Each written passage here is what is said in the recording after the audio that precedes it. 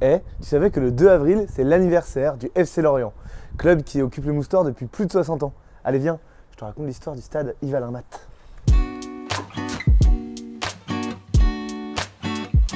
À Lorient, on a des premières traces de ce qui pourrait s'apparenter à un stade vers la fin des années 1800. Et puis par la suite, un autre a été construit au niveau du quartier de Chéniot à côté de l'hôpital du Scorff, où il y avait notamment des courses de motocycles. C'est en mai 1924 qu'on inaugure officiellement le Parc des Sports, qui est le véritable ancêtre du Moustoir, avec son anneau en béton autour du stade. Là-bas, on pouvait y voir notamment des festivals de gymnastique, des matchs de boxe, du cyclisme, du lâcher de pigeons, du saut en longueur et bien sûr, du football. Alors différentes équipes s'y succèdent, avec plus ou moins de succès justement. On a eu l'Étoile sportive lorientaise, Lorient Sport, le PLL et puis, à partir de 1932, le FC Lorient.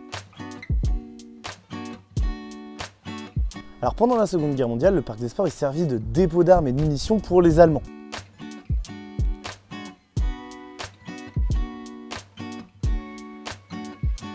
Et puis par la suite, on a décidé de le détruire parce qu'il était devenu vétuste et surtout, on avait besoin de place pour le futur lycée du Puy-de-Dôme sur lequel il était installé à l'époque, juste là-bas.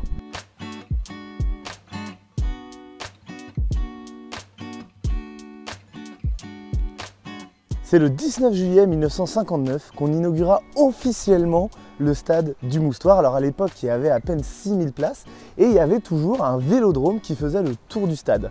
À l'époque, la ville avait pensé ça comme un campus vraiment à l'américaine, uniquement piéton, avec le lycée d'un côté, le stade à proximité, des cours de tennis et puis la piscine.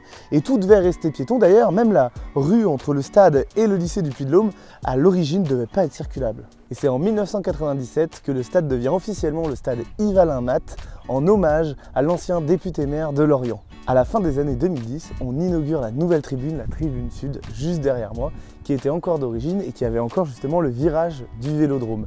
Et d'ailleurs, c'est à ce moment-là aussi qu'on a inauguré la nouvelle pelouse du Moustoir, qui était la pelouse synthétique, avec le succès ou pas qu'on lui connaît. Alors le Moustoir, il a connu plein d'événements marquants, et notamment un en 1967, lors d'un match amical entre le FC Lorient et l'URSS.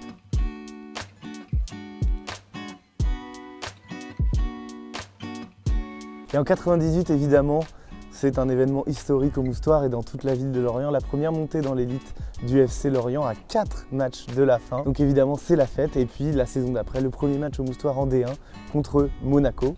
Et seulement 4 ans après, on a également le premier match européen ici au Moustoir avec une victoire contre Denizlispor, malheureusement qui ne suffira pas pour enchaîner sur l'aventure européenne. Mais le Moustoir, c'est pas que le football, c'est aussi de la musique. Il y a notamment eu un concert de Supertramp juste ici en 1983.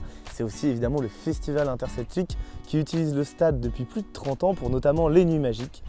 Et également en 2014, on a eu un événement pas banal, le record du plus grand groupe de rock du monde avec plus de 1000 musiciens qui ont joué en live juste ici. Bref, le stade du Moustoir, c'est un endroit mythique et emblématique de la ville de Lorient. Et c'est un des rares stades de France qui est situé quand même en plein centre-ville. Un stade qui a aussi un bel avenir devant lui, avec le projet de rénovation de la tribune du Puy-de-Dôme, qui est la seule tribune qui est encore debout depuis la création du stade. Allez, Kenave et allez les merdus!